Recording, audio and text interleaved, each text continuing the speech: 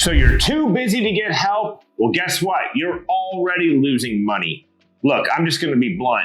Being too busy to hire help is not a badge of honor. It's a business red flag, because the real danger isn't burnout. It's the silent loss of income, referrals, and the real growth that happens when you try to do it all yourself and you can't. Believe me, it happened to me. I know. I waited way too long, second guessing everything, and I could see the balls dropping right in front of my face. Today, we're going to cover all those things you need to do to help stop this from happening in your business. Hey, it's Mark here with the Hill Group, brokered by eXp Realty. My team and I have you covered here from Panama City all the way to Pensacola, where our team has been fortunate enough to serve over 1,350 families in the past 10 years alone. Look, the hidden business killer is trying to do everything by yourself. If you're a realtor, an entrepreneur, or a small business owner, chances are you've said this at least once. I'll hire help when I get a little bit busier, or it's just faster if I do it myself. I can't afford to pay somebody right now, or no one else can do it the way I can do it. Those thoughts feel safe, smart, even like you're being resourceful. But in reality, they are the exact beliefs that are going to keep you overwhelmed, out-leveraged, and underperforming dangerously close to burnout. The real mistake isn't being busy, it's waiting too long to delegate.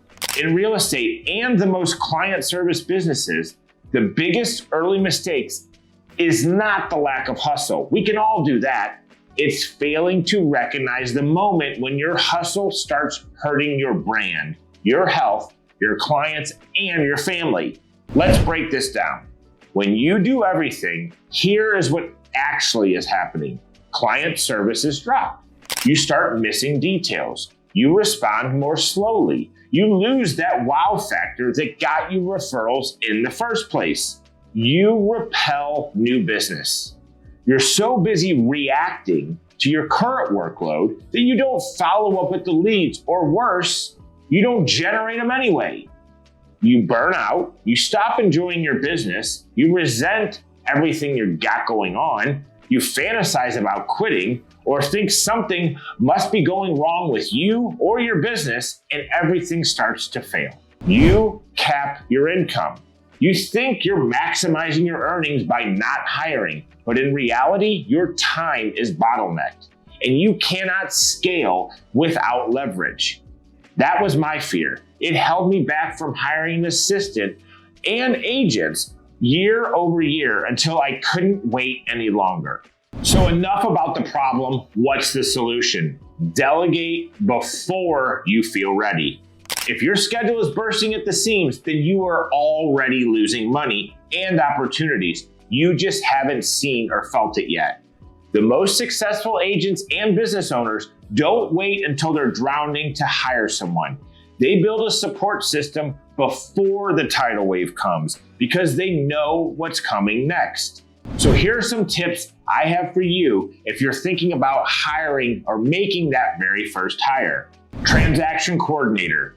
TC saves 10 to 15 hours per transaction. They manage timeline, paperwork, inspections, and communication with lenders, title, vendors, letting you focus on sales, strategy, and the client experience. Virtual assistants, or VAs. A VA can start part-time at under $200 a week and free up your time, but you must be willing to put the time and energy in on the front end to train them.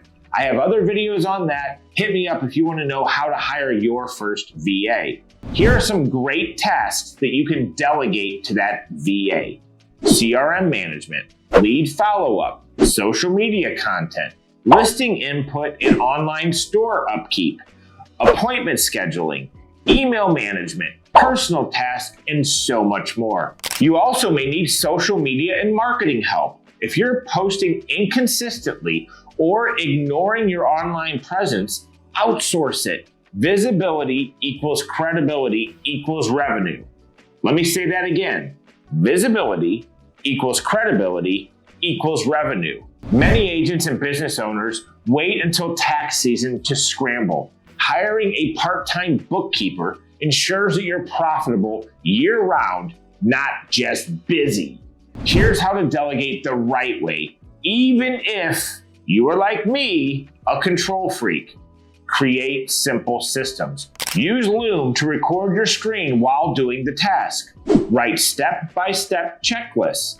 You don't need an MBA to build a process, just consistency. Let go of your perfectionism. Done is better than perfect all day long. If you try to get perfection out of your team, you're going to drive them to burnout. You weren't perfect the first time you did it either. Give them a little bit of grace. You must also know what your hourly value is. If you're worth $200 an hour in negotiations, why are you spending hours formatting spreadsheets, writing Instagram captions, or editing email templates? Delegate that out. You must ask yourself, what is the opportunity cost of me continuing to do $20 an hour work? What could I be doing if I leverage this out for someone else to do? So if you're maxed out, you're not saving money by doing it all. You're spending thousands on lost growth. Here's what delegating really creates: better client experience, more consistent income, improved mental health and work-life balance, stronger business systems, room to scale with purpose, not panic. You don't build a business by doing everything yourself. You build a business by building a team that supports your vision. So what's the task that you hate doing, the one you're avoiding, or the one deep down you know that needs to get done, but you're just not doing it?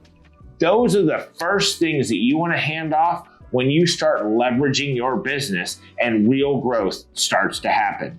Hope you found this video helpful. Hit the like and subscribe button, and we'll see you on the next one.